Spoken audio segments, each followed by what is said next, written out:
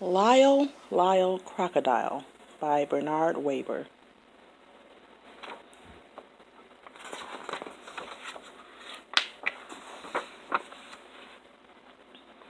This is the house on East 88th Street. Mr. and Mrs. Prim and their son Joshua live in the house on East 88th Street. So does Lyle. Listen. Swish, swash, sploosh, swoosh. That's Lyle.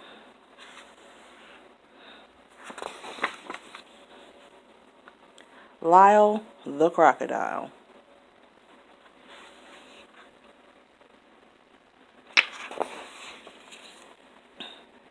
Lyle was very happy living with the Prim family. He was especially happy when he was being useful, like helping Joshua brush up on schoolwork.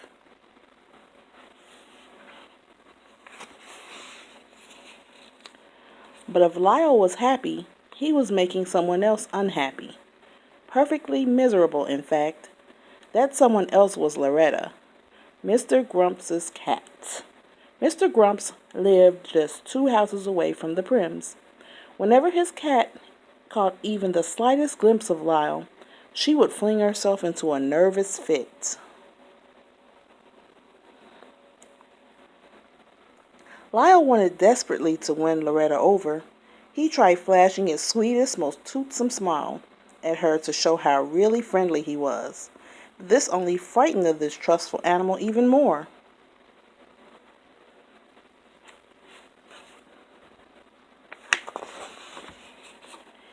In the end, Mr. Grumps, who was even more excitable than his cat, would burst from the house shaking an angry fist at Lyle. "Something will have to be done about that crocodile," he shouted as Lyle fled to the safety of his own house.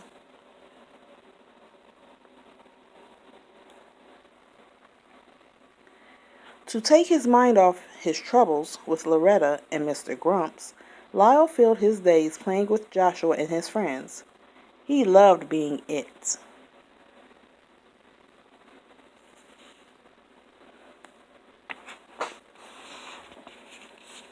He could skip double dutch 100 times without missing. It came as no particular surprise that Lyle could high jump, but Loretta, who was just let out for an airing, was surprised. She was terribly surprised.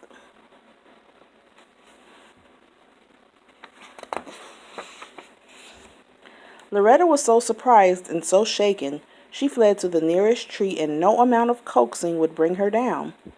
Not until Mr. Grumps arrived to rescue and comfort her would she consider coming down.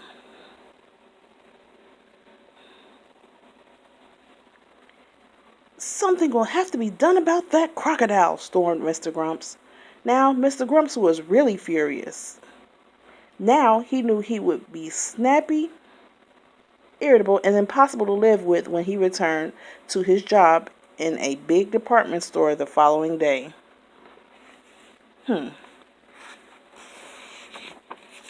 For the next several days, Mrs. Prim thought it would be best to keep Lyle close at her side. Together they fussed about the kitchen, preparing good things for the family to eat. When the weather permitted, they took lunch to the park.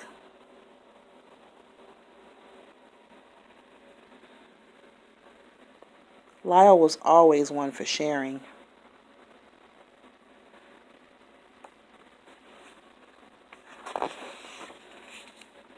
They even took trips downtown. There was much to see in the big city and much to do.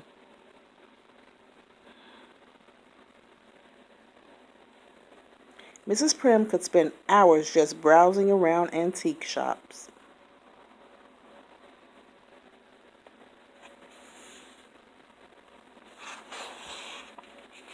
Lyle could spend hours watching building construction. They both loved to ice skate.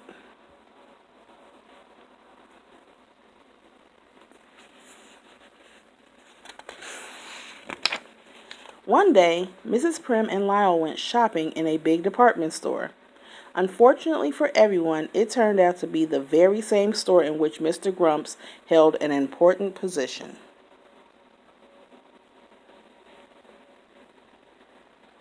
And unfortunately, they were to hear from Mr. Grumps all too soon, for it was his voice that suddenly broke in over the loudspeaker to announce a sale in the pajama department.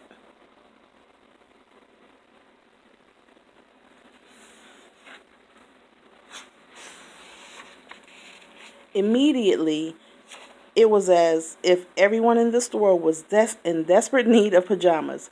Separated from Mrs. Prim, Lyle was swept along with the crowd.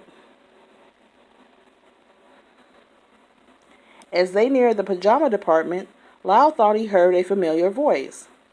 "Lyle! Lyle!" the voice called out. Lyle recognized the voice all right.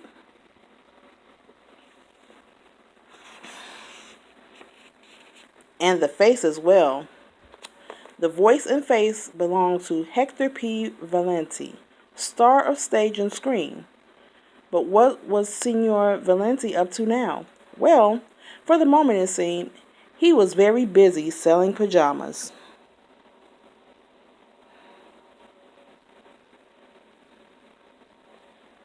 Lyle remembered unhappily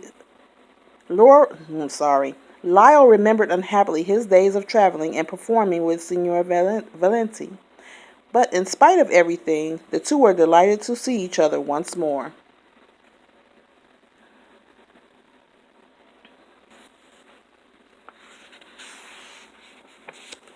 In another part of the store, Mrs. Prim searched frantically for Lyle.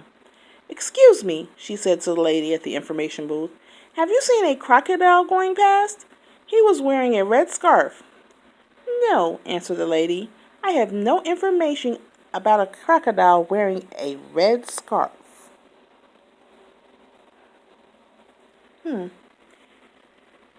"Excuse me," said Mrs. Prim to the sporting goods salesman.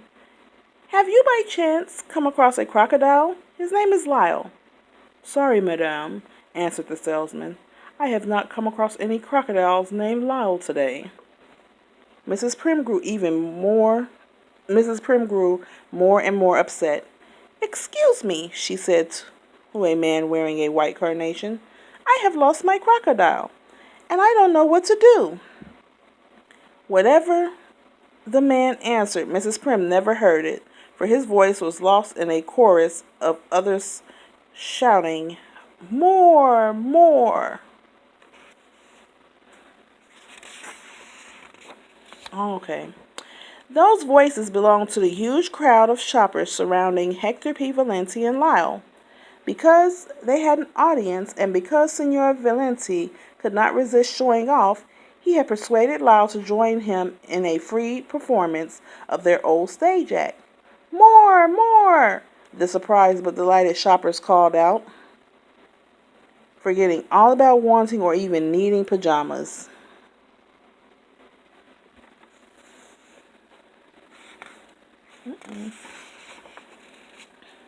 Mrs. Prim caught up with them just in time to hear still another voice, charged with fury, shout, "What is going on here?" This was Mr. Grumps, and when Mr. Grumps saw what was really going on, his face turned red, blue, and purple with rage.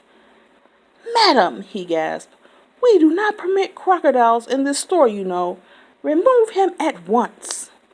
"And you, sir," he said, pointing a dagger-like finger to Signor Valenti, "you, sir, are dismissed. Something will have to be done about that crocodile." Those warning words of Mr. Grumps still rang in their ears as they said goodbye to Signor Valenti outside the store.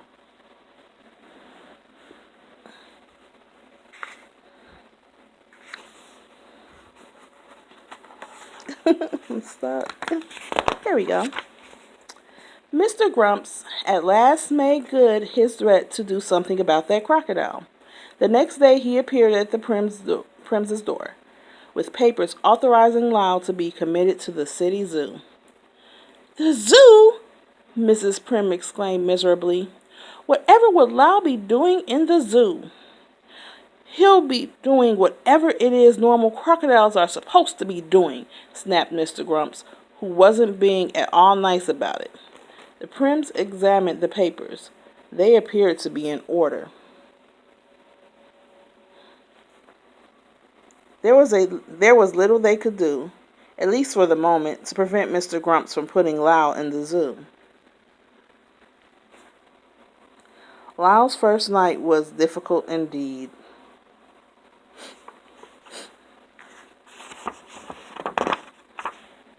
Not wanting to seem unsociable, he decided to join the other crocodiles, who were cozily piled together. Just when he thought he had gotten himself comfortable on top, he awakened to find himself crushed to the very bottom.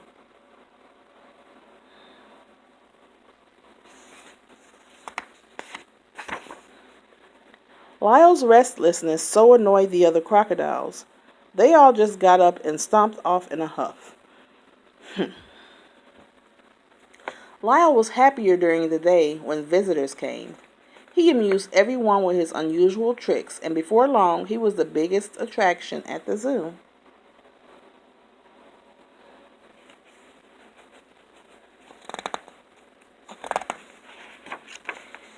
Joshua and Mrs. Prim visited regularly, arms laden with gifts, with games, toys, and the Turkish caviar Lyle so loved.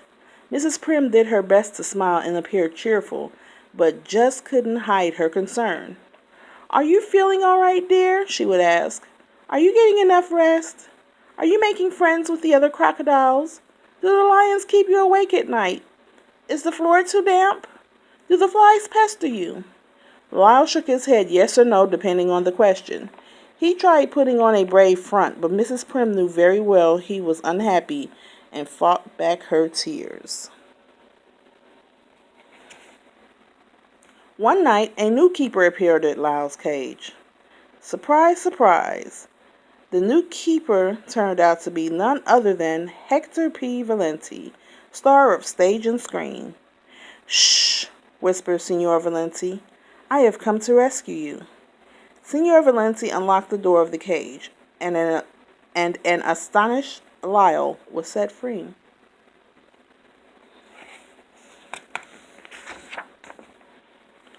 "You can't go home again," said Signor Valenti. When they had put the zoo behind them, Signor Valenti was bursting with ideas. "We'll put our old act together again," he said. "We'll fly to Australia. They'll love us in Australia." Lyle groaned. The very thought of never seeing the house on East 88th Street again was grim indeed, and too much for him to endure. Signor Valenti read his thoughts and decided Lyle should have one last look at the house on East 88th Street. Approaching the now sleeping street, they were suddenly met with a wall of dense smoke. The smoke, they realized with horror, was coming from Mr. Grumps's house. While Signor Valenti ran to signal the alarm, Lyle broke into the house and rescued the still sleeping occupants.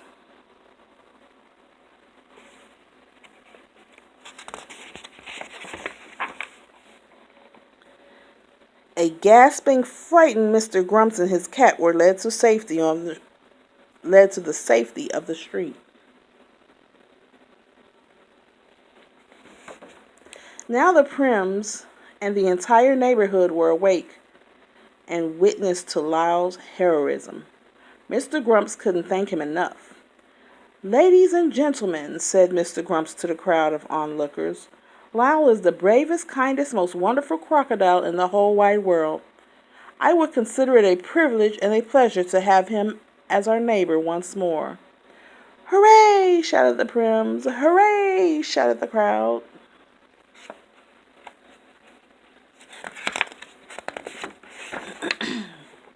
Lyle moved back to the house on East 88th Street that very night.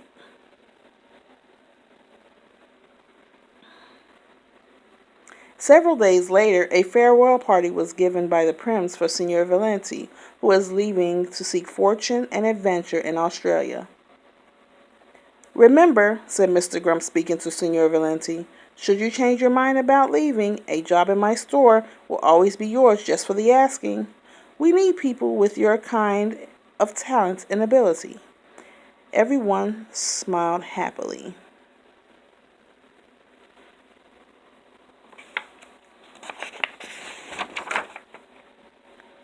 Even Loretta. The end.